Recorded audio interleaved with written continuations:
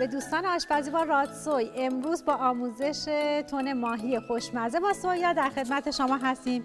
خیلی راحت و کاربردی و آسونه. بریم که با هم ببینیم.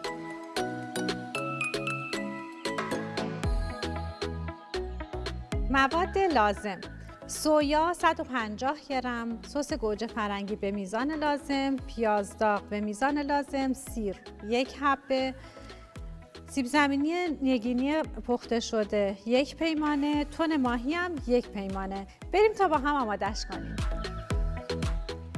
اول از همه تابه رو میذاریم روی شعله و بعد یه مقدار روغن داخل تابه میریزیم.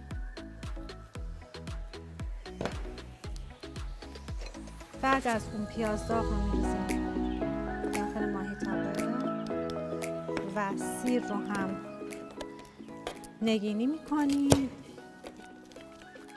اونم بهش اضافه میکنیم. خب حالا هم میزنیم و بعد از اون میایم سویامون رو بهش اضافه میکنیم تو این مرحله.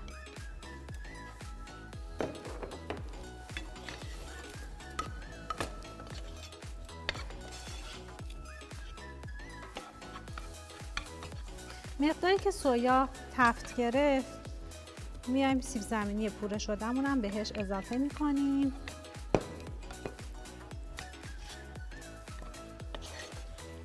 و هم میزنیم تا مواد به خورد هم بره.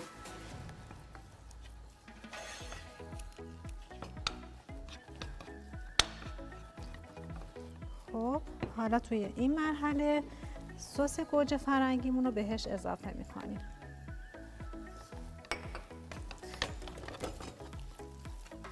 خوب هم میزنیم تا بوی خامی رب هم کاملا گرفته بشه و رنگش یه مقدار تغییر کنه.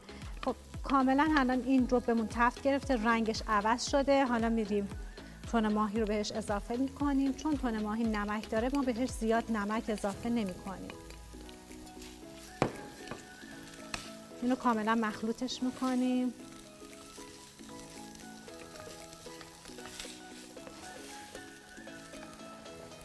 و ادویجاتمون رو هم بهش اضافه میکنیم. همونطوری که گفتم زیاد بهش نمک اضافه نمیکنیم.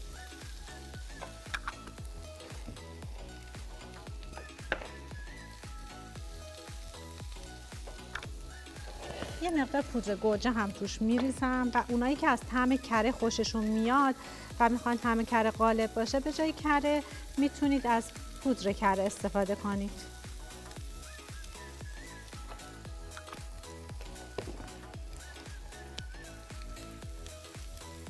پودر کرم بهش اضافه کردم. یک مقدار هم فلفل چیلی بهش اضافه میکنم.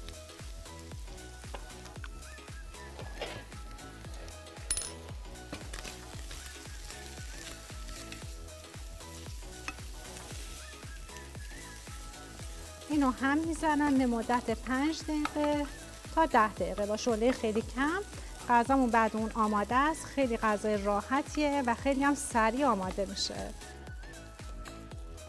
خب غذای ما الان آماده شده. میریم که منتقلش کنیم ظرف مورد نظرمون.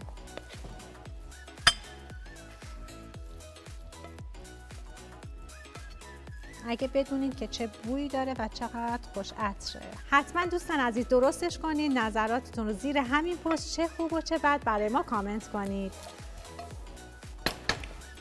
خیلی ممنون از اینکه تا اینجای برنامه همراه ما بودید. تا برنامه‌های بعد خدا نگهدار.